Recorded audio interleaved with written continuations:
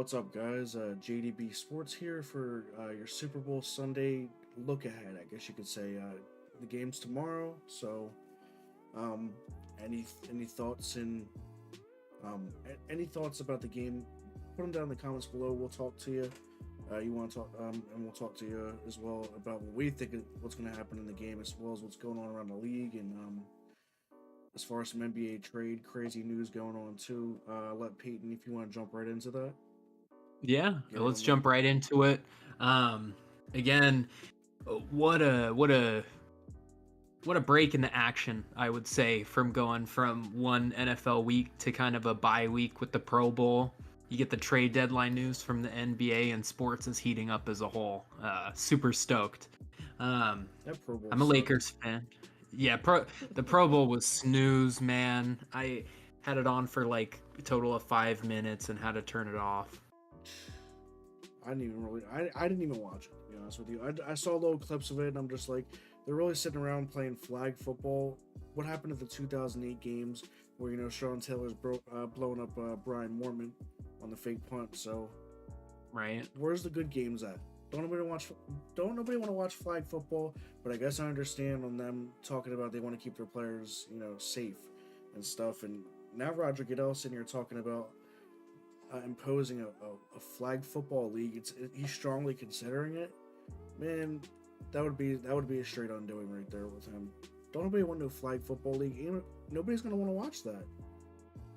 Yeah.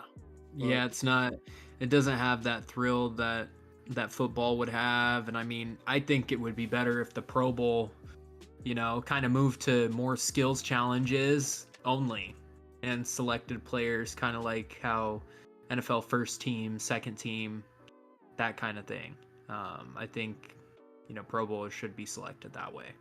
yeah, for sure, I agree 100%. Hopping in the NBA news. Unless everybody's been living under a rock, I'm sure you heard some things about some crazy trades going on. But Peyton, you want to take that away and explain to them if just in case they haven't heard. Yeah, I will start with the biggest one. Luka Doncic to the Lakers. Um, Perennial all-star, top 3 player in the league. And this one comes as a shocker. Probably the biggest trade in NBA history.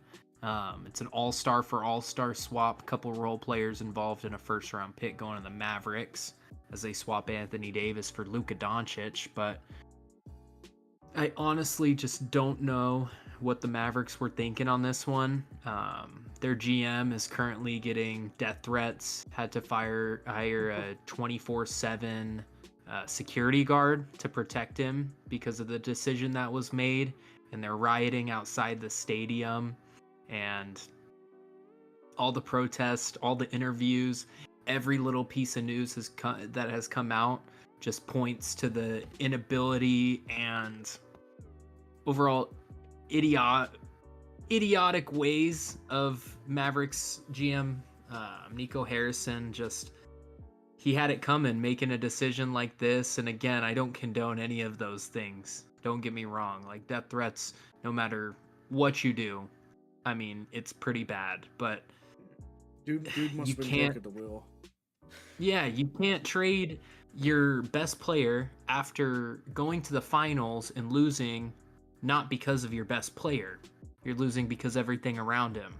Um, and you just don't blow it up that quickly. And the Lakers kind of lucked out getting Luka for cheap. So Well, you being a Lakers fan, you excited about this, or what have you about your future and all that?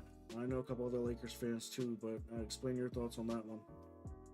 yeah, so I think Luka now signs a long term deal with the Lakers. He is 25, and the All-Star we did trade for him, Anthony Davis, 31 and a little bit more injury prone. Definitely more of long-term stability, and I think the Lakers honestly will do better right now with Luka in the lineup. Um, Someone who arises in the playoffs, someone who's going to work well with LeBron. Um, and someone who's going to lead the team for the next decade, it feels like. So really enjoy the move and everything. And with the Lakers winning, I believe it's 10 of their last 12 games, if not now 11 of their last 13, and then adding an all NBA player to the mix, it's huge. Yeah, it seems pretty hot for that team. So thanks for looking alive, Latia. Appreciate that. Love the support, even though you're not a big sports fan, but thank you for coming in and showing us some love here. But any other NBA trades that we should know about here? I mean, I know you said Luca was the main one, and that GM is that dude's pulling some Jerry Jones type moves right there, trading their best players away. But I will say it's like if the Eagles end up going to lose the Super Bowl this year, it's like them trading Saquon Barkley away, even though if they, even though he wouldn't be the problem with the team, it would be whatever lets them down, whether it's defense, whether it's coaching schemes. I believe that you can't just let your best player go. I mean, even for like, what was it, for like a bag of peanuts and a can of Red Bull, or what was it?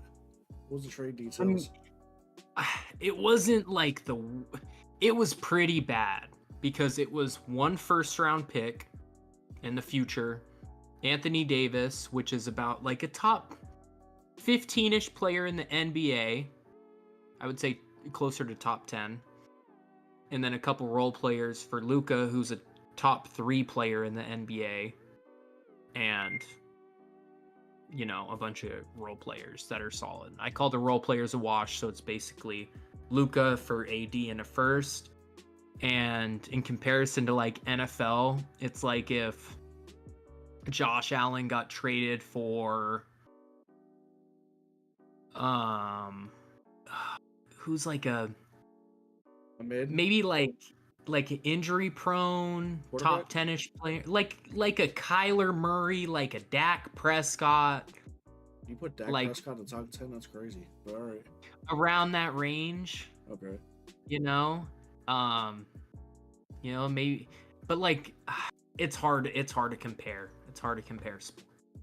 And then Lakers had another trade fall through tonight, which I haven't seen in a long time because a player didn't pass their physical.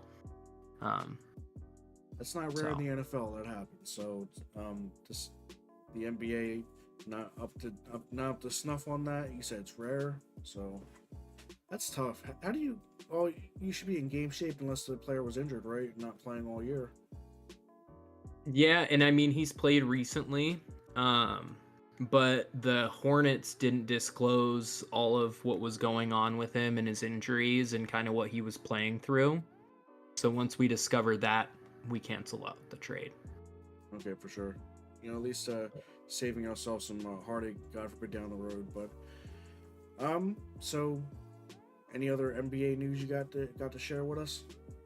Just one more piece. The other big trade, it was actually a 5-team deal.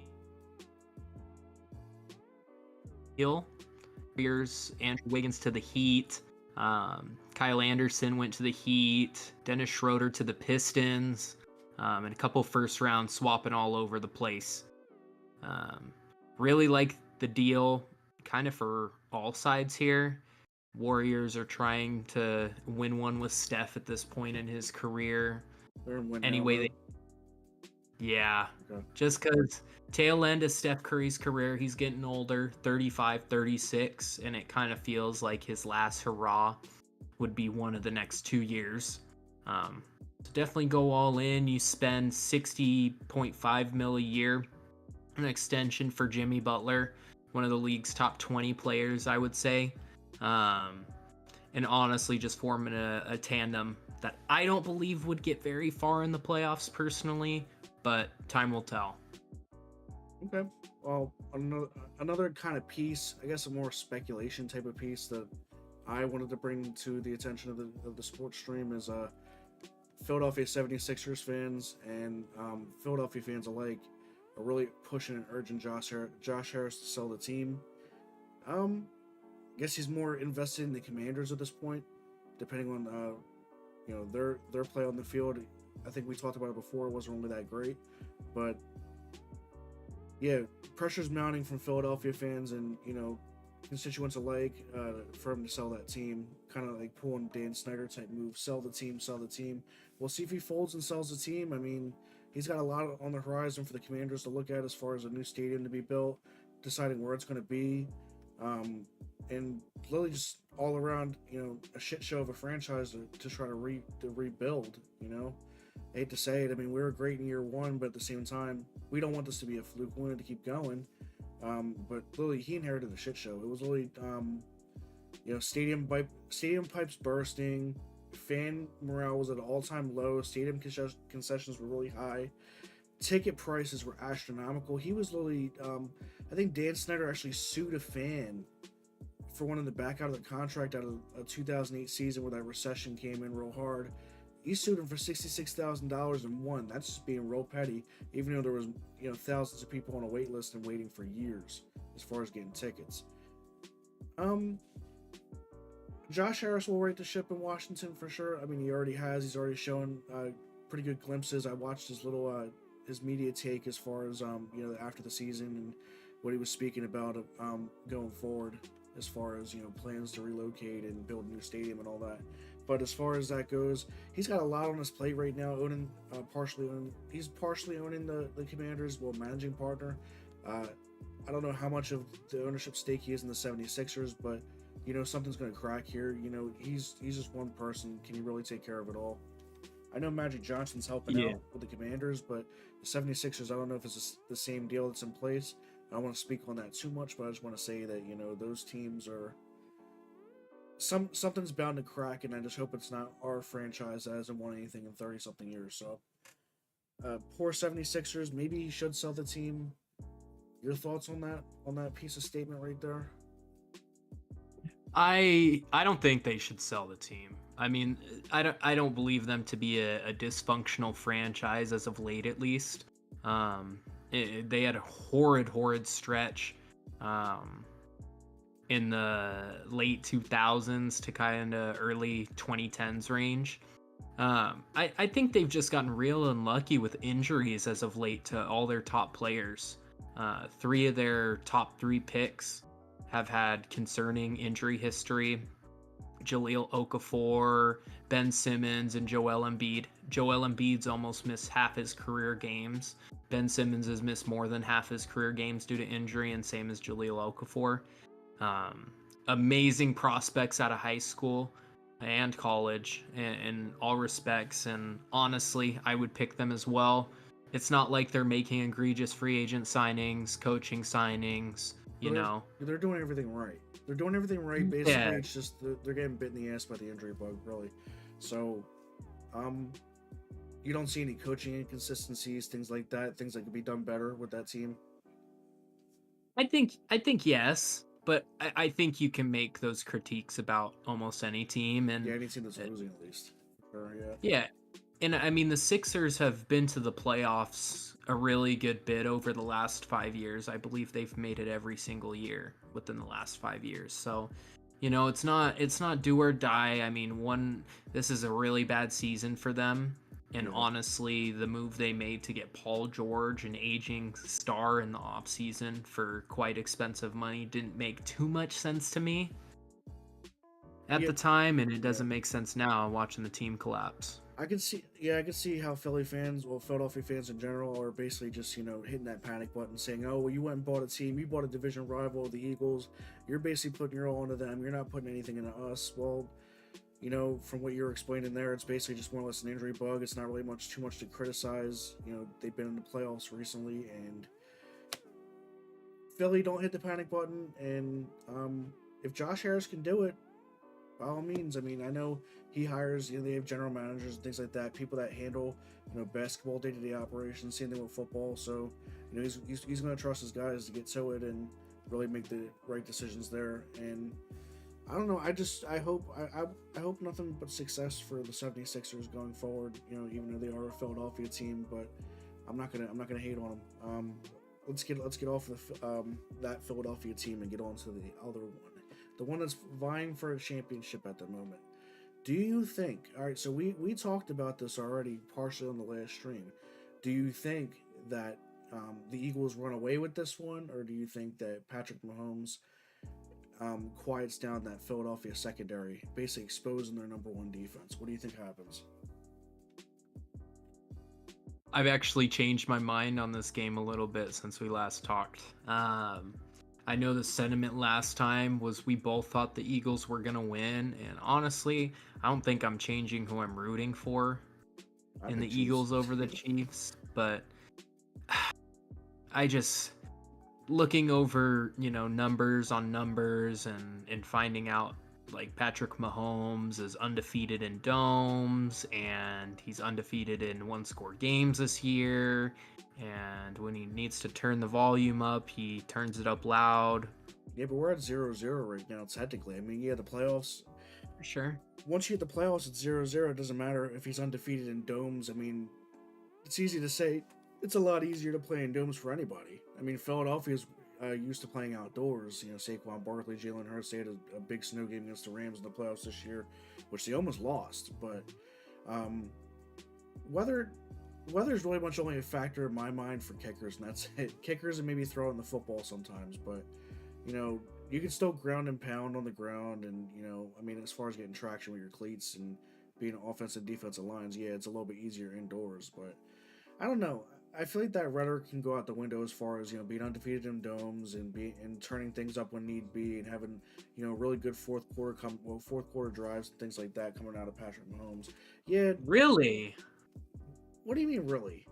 I'm just saying, like, You say, but listen.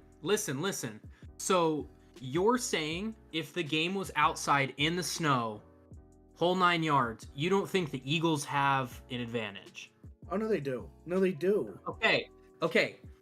So take that though and put it in the dome where the advantage is negated, right? So that advantage I'm negating more than anything. Yeah, neutrality. But to throw out the track record that Patrick Mahomes is just not gonna come back, or that it's kind of 0-0 there. If he has a knack for creating these close games, and not only creating these close games, but winning the byproduct of it, I don't think that should be tossed aside at all. Okay.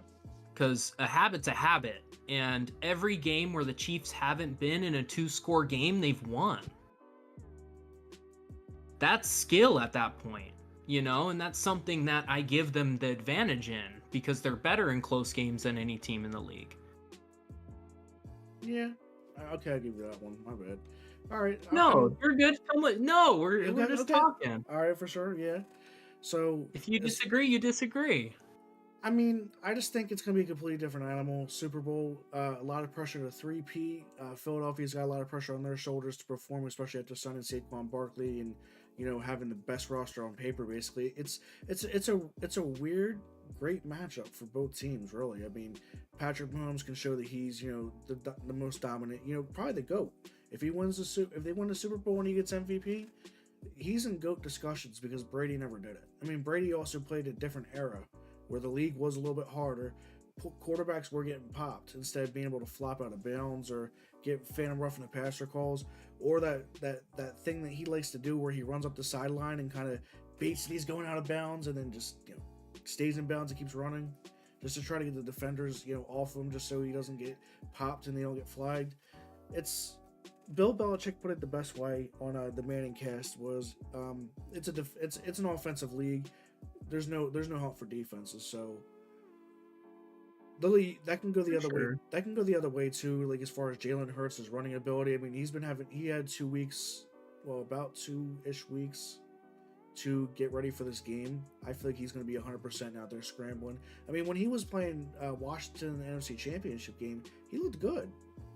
I was watching him scramble, and I was just like, "What's up with this dude? Wasn't he supposed to be hurt, sprained MCL or whatever the hell it was, something like that? Mm-hmm. Wasn't he supposed to be hurt? So why the hell is he out here freaking running around? They're also putting him on quarterback design runs too, which is pretty ballsy, especially if he's hurt. Which I think that was just maybe a smoke and mirrors. Maybe he just had some tightness. Maybe it was like some soreness or whatever. But then they're trying to amp it up so they can get the advantage. Oh, we'll overlook. We'll be looking to play Kenny Pickett and not Jalen Hurts. So we'll overlook everything and all that. So I guess their little stunt worked, and they're in the Super Bowl for a reason. They kicked the living hell out of us, 55-23, something like that. All right. Well, I mean, I think pedigree matters. to a degree, and I go along with the take like it's a super unique Super Bowl, and there's Yeah. pressure on both sides.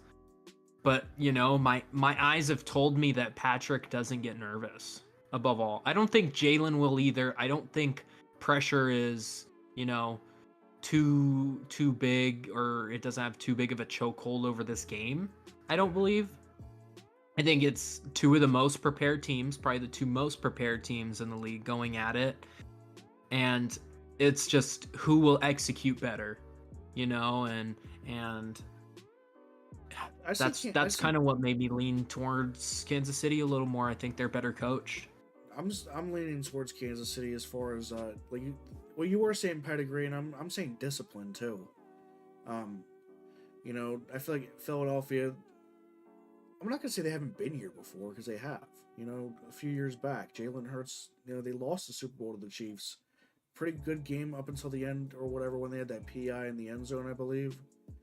And that was that. And then they scored. They didn't come. Well, Eagles couldn't finish. But as far as the whole thing goes, could we see another shootout again like that? Maybe. I don't see Philadelphia running away with it. Like, everybody thinks Saquon Barkley is going to destroy that defense. No, I think Spags has got a good idea what he wants to do. And I feel like his players will execute. I feel like, Chris Jones is definitely going to get some...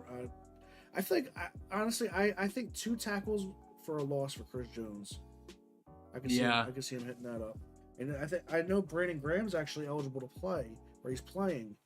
I think he was cleared or whatever. So as far as that goes, that's a major boost for Philadelphia, and what might be his final game of the year, final game of his career in Philly. Didn't he say he was retiring?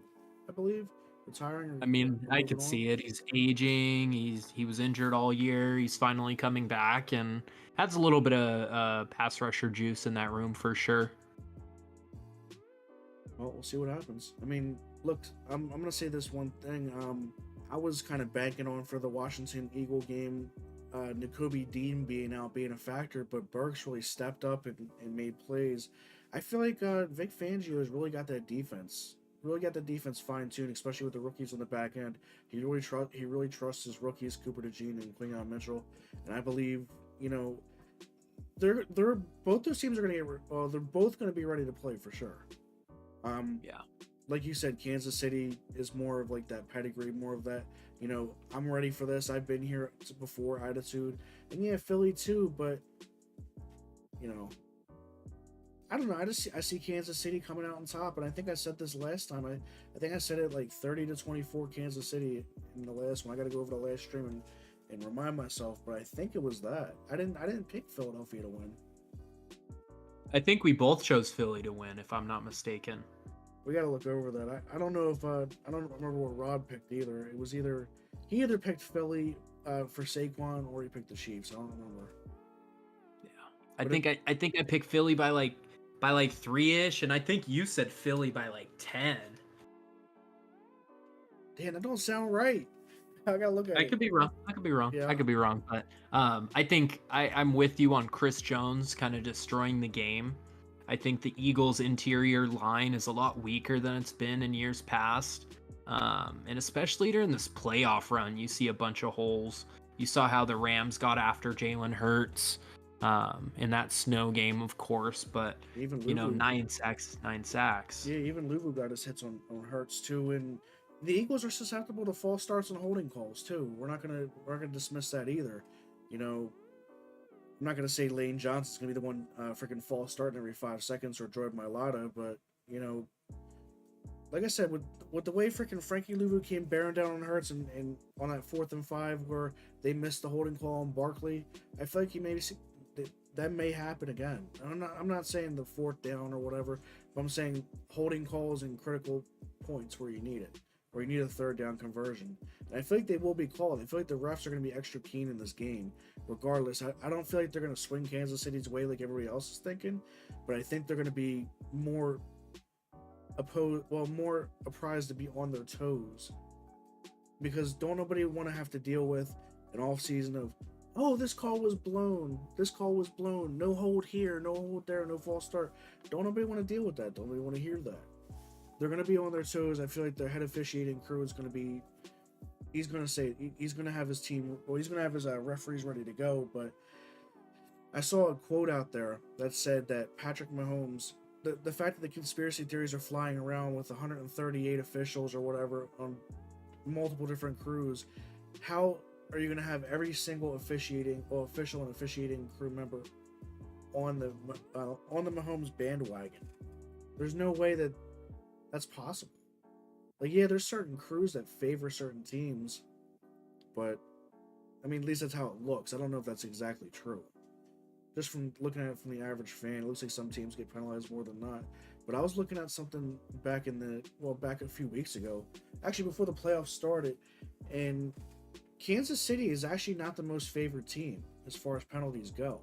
I don't remember exactly which team it was, but Kansas City they were pretty fair as far as those calls go. Everybody just sees the more blatant calls going Kansas City's way because everybody hates the Chiefs and they don't want them to succeed. Yeah. Yeah, and I hold that same sentiment as you. I don't like the whole ref narrative, giving people excuse. The game's called how the game's called. Unfortunately, you have to deal with it, and a lot of the times a game comes down to a call when there's so many other aspects of the game you could have done better at. Oh yeah. Lamar did not play a good first half of football against Josh Allen and the Bills. Therefore, he lost. Yeah, and it's that simple. It's not calls. It's not drops. It's not. Cut it. Be simple. It was because drops too. That's an added effect. Yeah, well, Mark Andrews didn't help, but I'm just gonna say he took the blame for that when he basically said, I threw the interception, I did this, I did that. It's not all on Mark Andrews. That's my boy. Blah blah blah blah. We'll get back and get to it next year. Well, we'll see what happens. Mark Andrews definitely for sure. He's bordering the washed material as far as that goes. He's slow. He's slowing down a lot more. And his drops too. That dude needs to be critical. Yeah, just drops at the wrong time. That one fumble, and then of course that drop on the last play. But there's just so many other aspects of the game, and that's what I hate about NFL narrative sometimes, is a lot of the media tries to push, the refs made the wrong call here and holding them victim and everything like that. I mean, they're human too, A, and B, the more you seek out problems, the more you find them. If you're finding less problems with the refs and bad calls and you're really just trying to watch the game, I feel like that lens of trying to find out, the rose-colored glasses. Exactly. He's committing a pass interference. Like, look, I hate when calls don't go certain, like, especially being a football fan of the Commanders and stuff like that. When calls don't go our way, yeah, I hate to see it, but at the same time, everybody's human. You can't get on them. I mean, I know they get paid for it. I don't know if it's part-time, full-time, whatever time they do, but come on. You can't. This game's very fast-paced. It's not like you're sitting here freaking watching baseball, where it's just like exactly a pitch, a swing, maybe a jog. That's it. Like, nothing crazy. Yeah. And do you really want them to review everything, sit down and review everything? No. It's going to make the game longer and more annoying. You're going to deal with a lot more commercial breaks. People are going to get turned off. People are going to stop watching. It's like with It's like with the TikTok, the algorithms and stuff online. We'll talk about that one real quick. Only for the fact that, like, when you get into a vertical format, like if you're watching shorts or live streams, you guys scroll. You don't watch. You just keep scrolling. Even if it's good content, you'll just keep scrolling just because you don't like certain things you see or whatever. Yeah. Calling you guys out. Come on, do better, TikTok. Do better. And YouTube, everybody's got. I'm not gonna. Whole industry. I'm not gonna say that I don't do it sometimes too. Like some videos are real stupid, but I'm just gonna say it right now. Decent content out there. Like a lot of these small time streamers put out a lot better content than the big guys. He's saying, I'm a big fish in a little pond.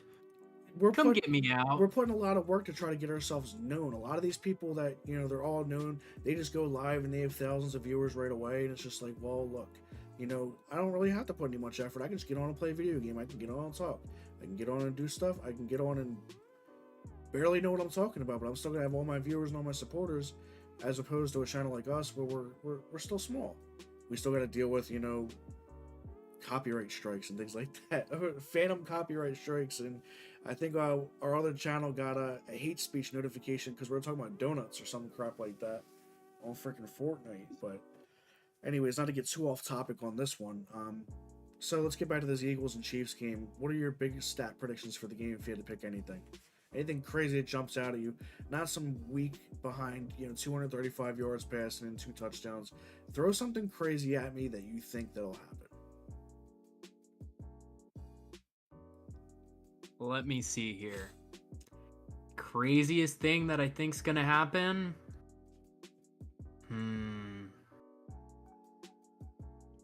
I can tell you one real quick while you're waiting, while you're looking for one. Go right ahead, please. All right, Saquon Barkley fumbles and they recover for a touchdown.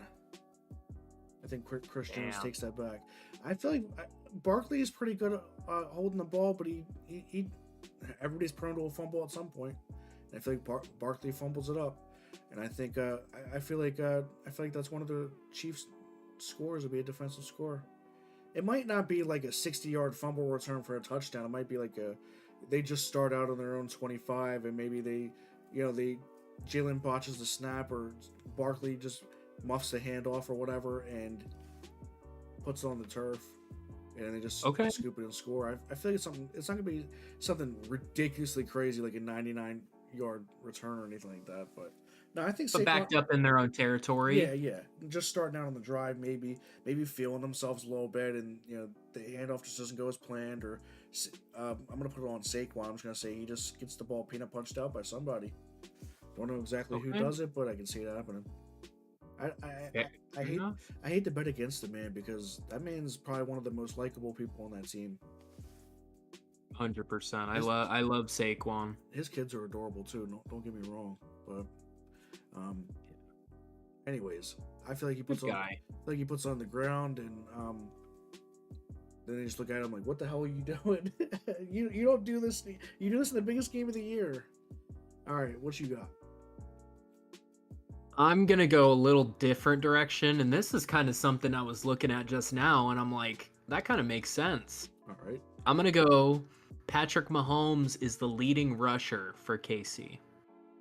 I mean, they kind of, like, I came up with this take over the week, of course. I was looking back at their last game, and they kind of have like a running back by committee with Pacheco and Kareem Hunt. I like to kick people, but I feel like Kareem Hunt does some more kicking, and I can see Patrick Mahomes being a leading rusher. It just depends. Is it more scrambled, or is it more quarterback design runs? Are they going to try to do some zone reads, or what are they going to do? What do you think they're going to do? Or do you think Philly's just going to get a lot of pressure and just going to do a lot of scrambling?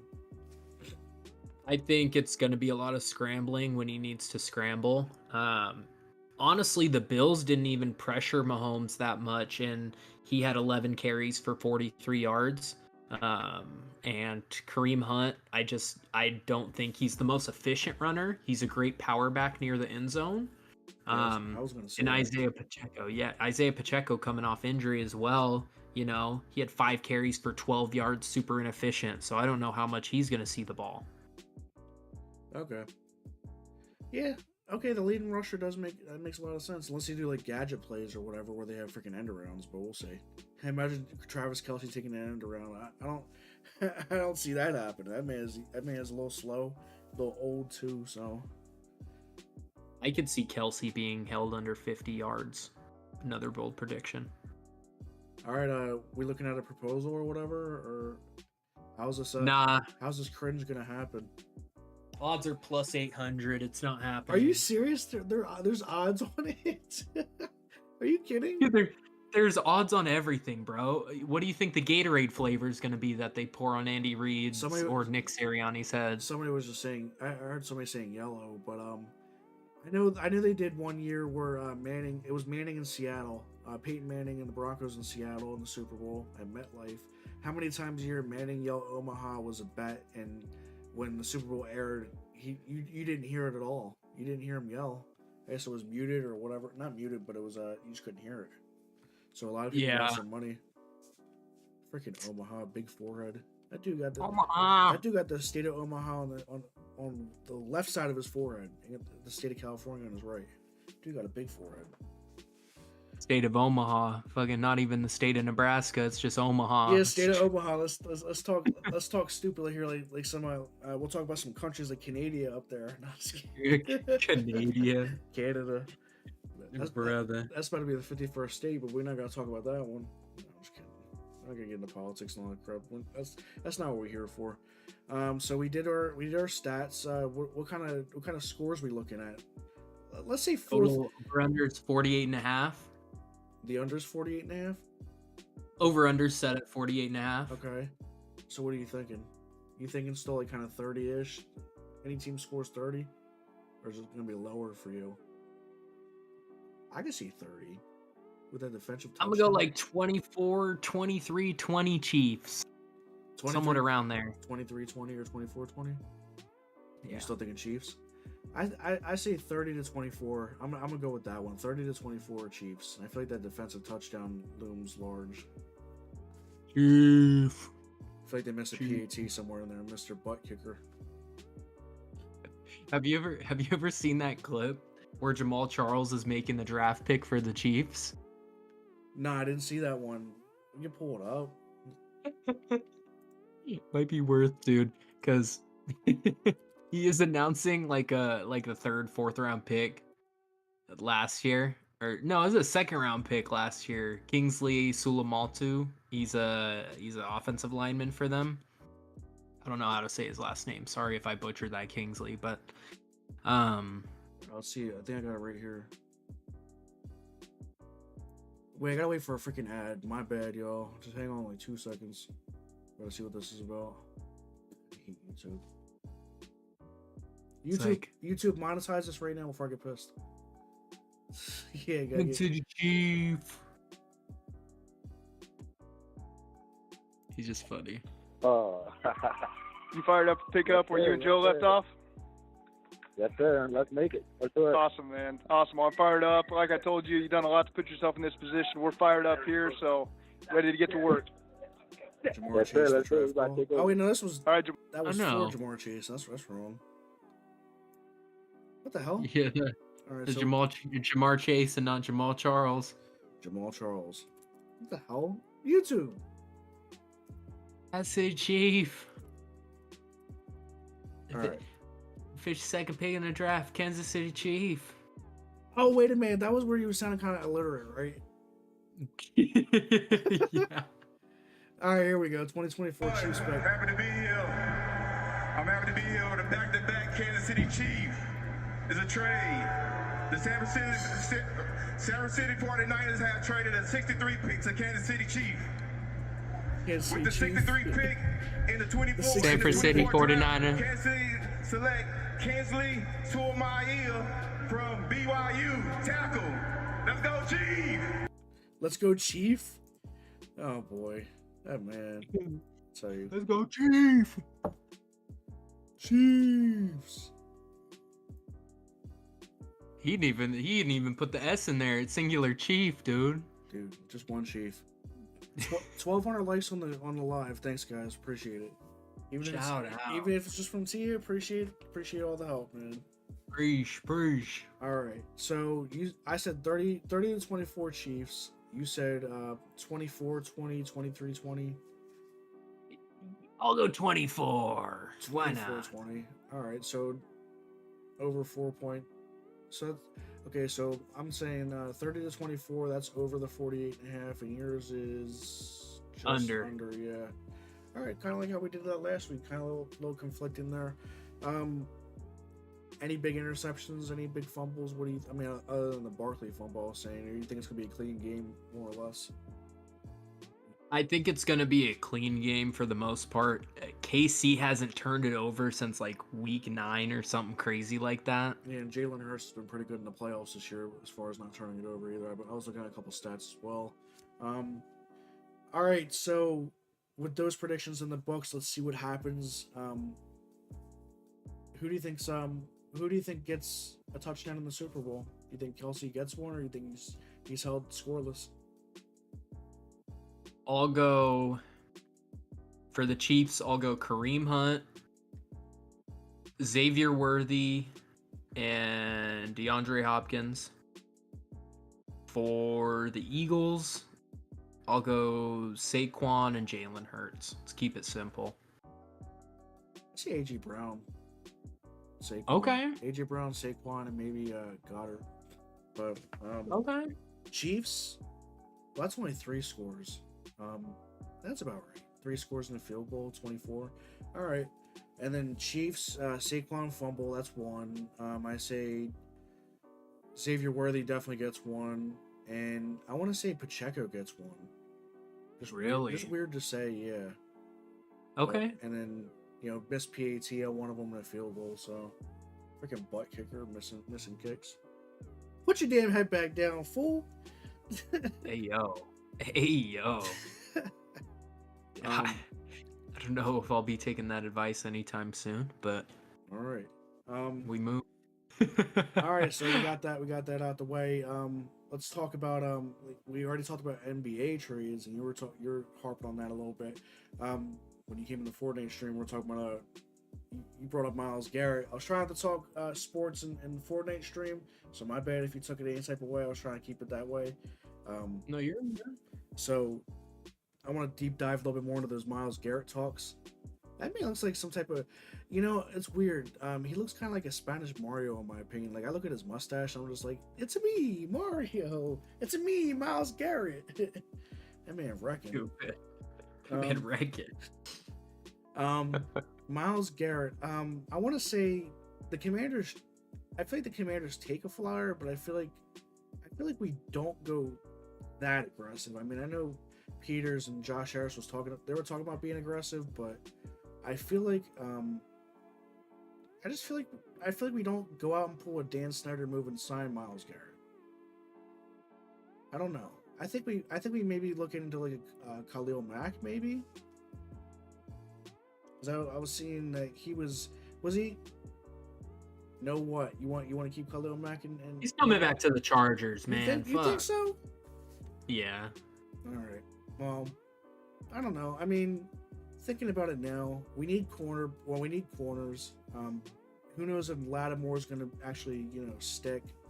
Sanger still needs to go back to the slot. I mean, he's been playing good on the outside, but I feel like the slot that's his home right there. We need to get freaking Toasty juiced. I think he's a free agent, but we're not bringing him back. And man, Michael Davis, get him out. Yeah, for real, Michael Davis, man. You've been the talk of so many freaking so many heartbreak moments. I mean, not losing games for us, but damn near freaking selling. Yeah. Maybe. I mean, if we draft well as far as the defensive backfield goes and we get some tackles, I feel like Brandon Coleman moves inside. I feel like he just doesn't have the tangibles for being a tackle. He's kind of like, not gonna say he's noodle-armed, but he's not quick off the ball like you kind of need to be as far as getting wide too. So I feel like he kind of moves inside. I feel like he takes Nick Allegretti's spot, and Sam Cosme and Biotish are good there.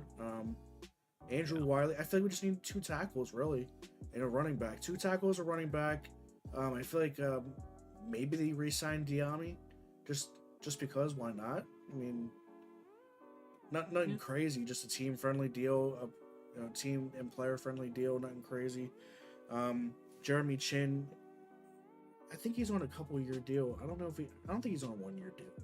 I think he has 1 more year left. Yeah, but they're gonna want to look into him maybe.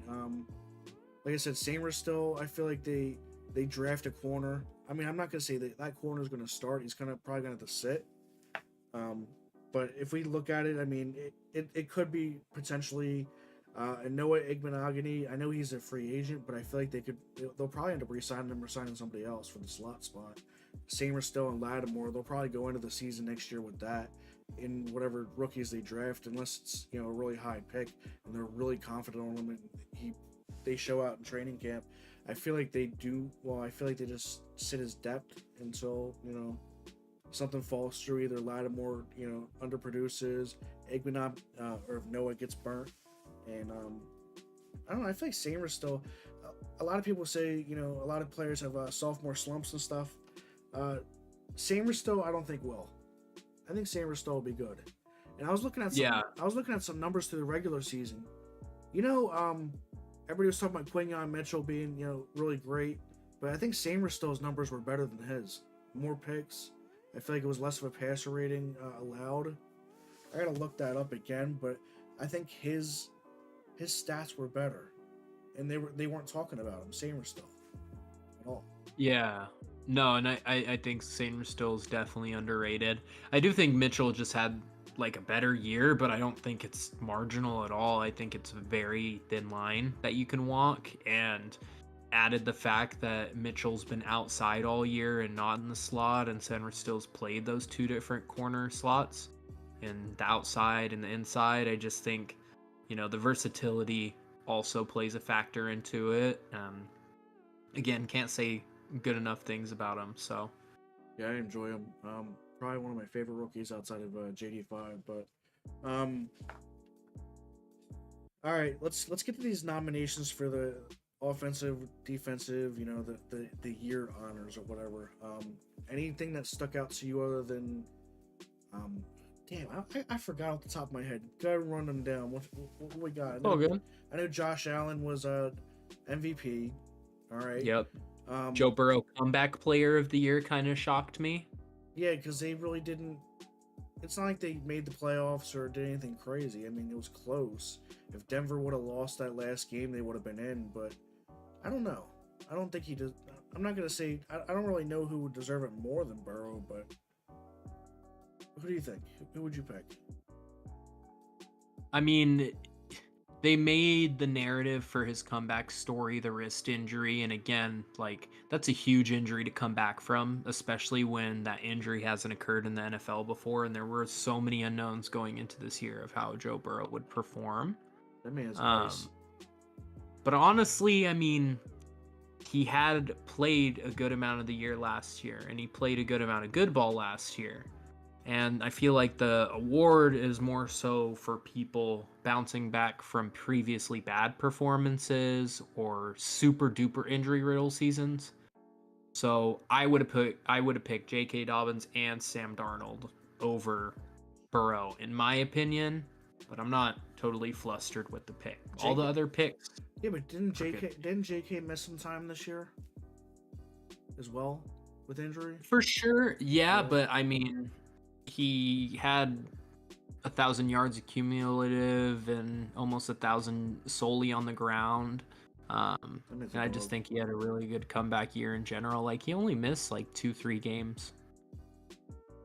Yeah, I guess Sam Darnold. Yeah, he kind of got snubbed on that one because he came back and led the Vikings to a decent record. What was that, 14-3 or something like that, close to it? Yeah. Damn.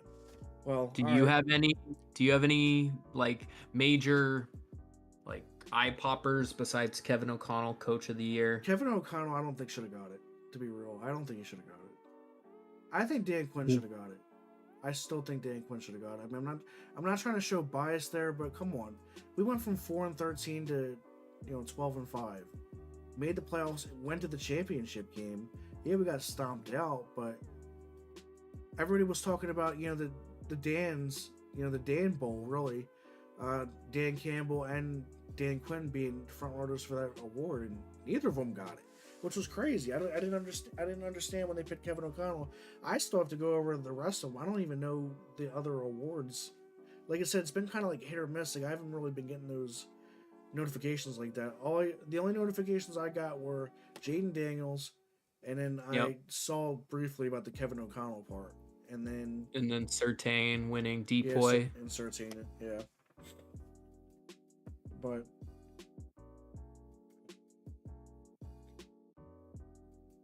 I don't think there's much else besides that. Saquon got his offensive rookie, right? Well, not offensive rookie, offensive player, right? Yeah, which was much deserved in my opinion as well. Yeah, I'm surprised he didn't get MVP, really. But at the same time, the MVP is it's a QB award.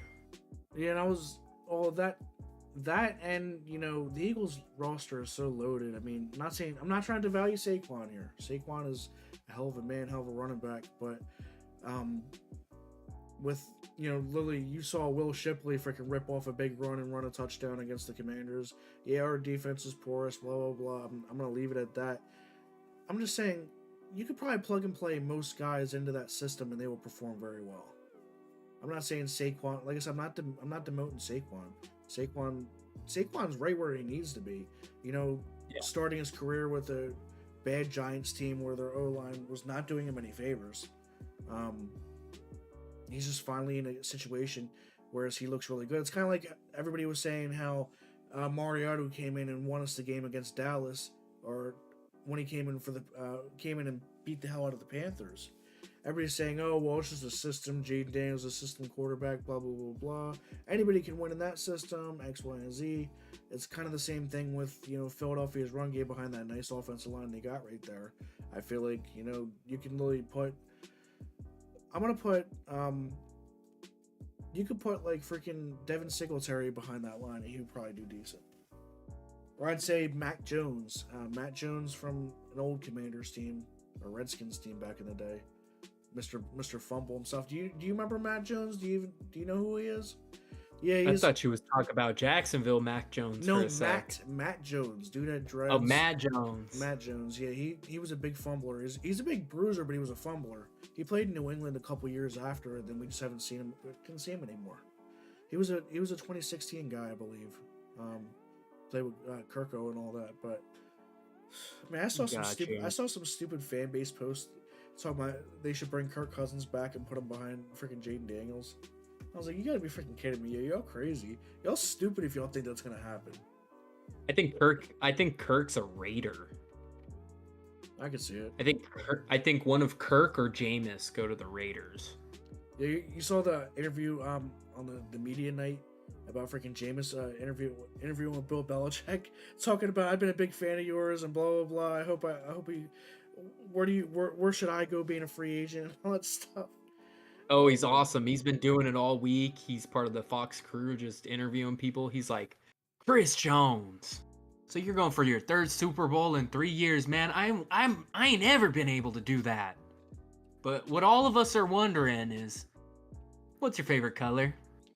And then we start busting up laughing, dude.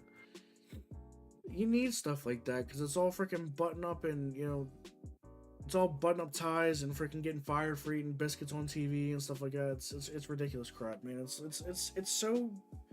so tight wadded over there that Jameis brings a fresh set that everybody loves. Yeah, I enjoy it too. I mean, I can sit there and watch him interview people for hours and him speak a whole bunch of gibberish and nonsense, but love it, man. I can't hate on him. Damn.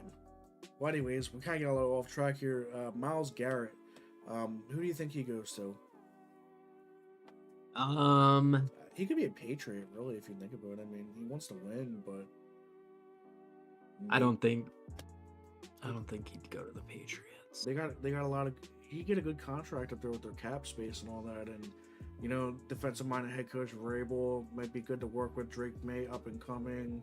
Maybe there's some upside for him to go up there. I don't know, man.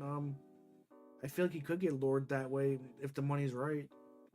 I mean, I know he wants to win and stuff like that, but Cleveland's bottom of the barrel as it is. I mean, you guys are dealing with the Deshaun Watson fumble, and who even knows who your quarterback is going into next year.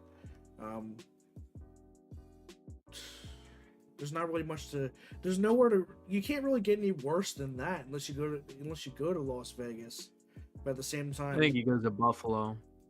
You think so? Buffalo? Okay, yeah. You think they can entertain that contract that he would want, or you think he would?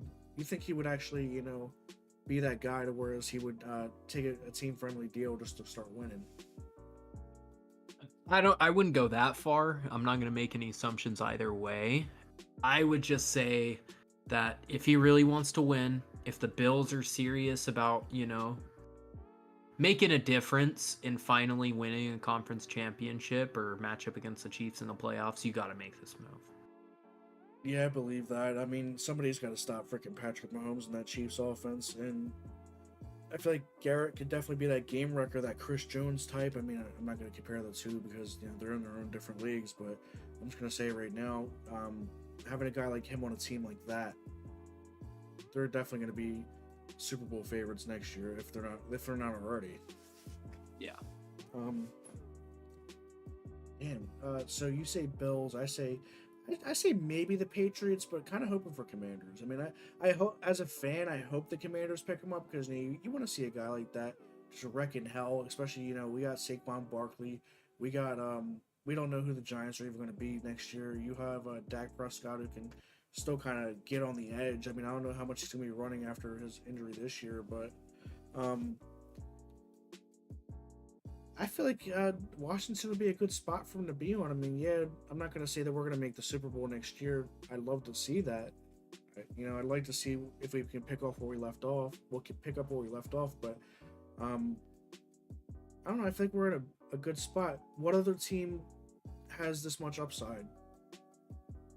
If you had to pick the Ravens, I don't know, man. I think the Ravens. It's kind of just like the same thing every year. They fall flat. But yeah, I mean, a guy like Myles Garrett would really come in and wreck havoc on the rest of that freaking division for sure. Yeah, and they really need an edge, Yeah, but at the same time, if their offense keeps choking games away and freaking playing like complete trash and throwing interceptions and throwing games away and dropping passes, it doesn't matter who's on the other side of the ball. If you can't, I don't know, man. I think the Ravens might be a weird spot for them to go. I'm not saying they won't do it. Just Fair. It feels stale, if that makes sense. Just to say. I get what you mean. So any other places? I mean, if Garrett goes, Denzel Ward is most likely going. But then where the hell would I think we would sign Denzel Ward because we need a corner. I feel like we could definitely take a flyer on that, man. Yeah, I don't think you guys are shipping out 2 firsts and a third for Garrett. I think a couple second, like a second and a third rounder for Denzel Ward sounds a lot better in my opinion. Yeah, this organization, this ownership group and this front office doesn't know anything about the RG3 trade, but us as fans, I would not want to pull a trigger and send 2 first-round picks for a player. God forbid he gets injured. God forbid something happens. It's just going to be a big waste of time. I mean, do I think Myles Garrett is worth that amount? Yes. I just don't think so for the Commanders. I think the Commanders should continue to just draft well, sign good free agents, and continue until it's their spot to go all in. I don't think they're in the position where they need to go all in yet. Yeah, but a lot of people were also saying, I've been seeing a lot of speculation online talking about Myles Garrett really the first round picks that we would even be giving up are going to be late round picks and late first rounders. It's not going to be, a lot of people are saying it's not going to be anything crazy. Like you're not giving up a top 5 pick for Myles Garrett. You're giving up a 29th pick and whatever we pick out next year. Because a lot of people are assuming we're going to get the same spot again, or damn near close to it, to whereas we're picking in the end of the 20, or the end of the 20s, mid late 20s. Yeah. So no, I get you. But I could see where they would want to take, like, I would see where Adam Peters and Josh Harris decide to say, hey, like, let's do it. 2 late first round picks, banking on our future, but at the same time, does the team do it? I'd say maybe like a 60% chance, maybe. 60% chance, maybe. I mean, I'm only saying, like, that 40%. Okay, let me fix that. I'd say 40%, yeah, maybe.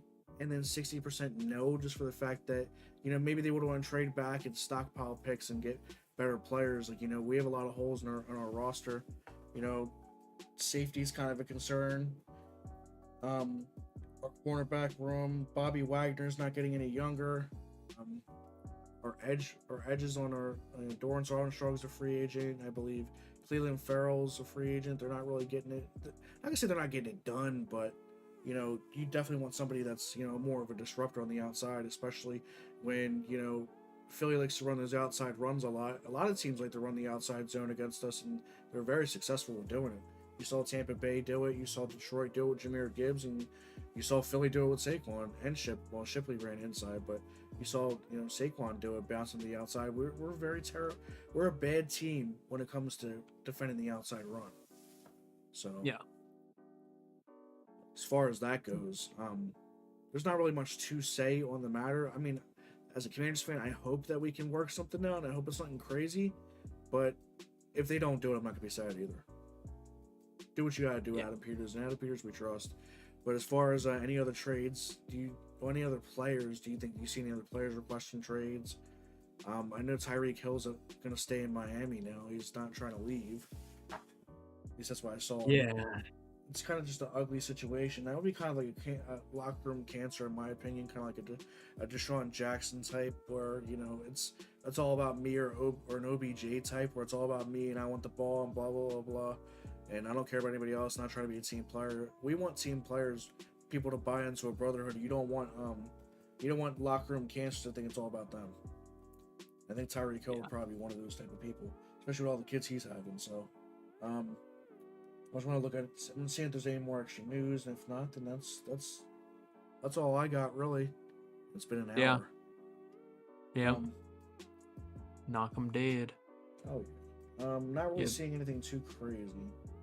No, the only other piece of news, and again, this is kind of a recurring theme because it's just getting closer and closer for Kellen Moore to become the Saints head coach after the Super Bowl.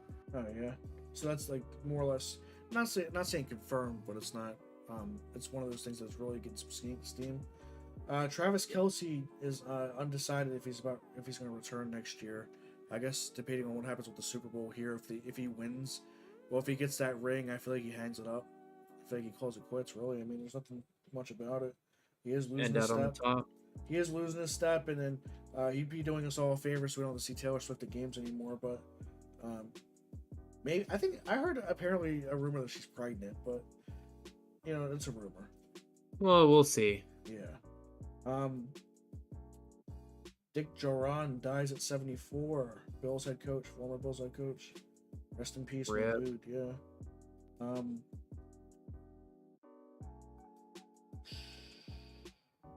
Pat Surtain said it was instant gratification of winning the DPOY.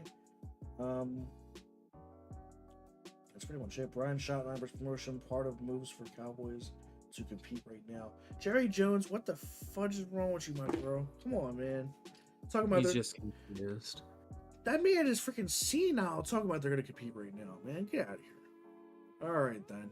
Guess we'll leave y'all with the Cowboys news. Cowboys fans, your owner is just as delusional as you are. Leave it at that. Jeez. All right. You got anything else for him, Peyton? Nope. It's been a great stream. It's been a great time with y'all. Thanks for tuning in. Thanks for the likes and all the engagement and stuff. And we'll be here Tuesday, right? I guess. I mean, we'll be here for a little bit of basketball, and maybe we'll do a little bit of a Super Bowl breakdown, either that or Saturday. We'll either be back here Tuesday or Saturday. We'll leave the discussions open. We'll see how the rest of the weekend goes and into the next week. But for now, if anything, just expect us to be back here Saturday with the breakdown. And then it's start of off-season talks for everybody, and whoever hoists the Lombardi. Good to one. Yeah. All right. And with that being said, you guys enjoy it. Have a good one, and enjoy your last weekend of football. Peace.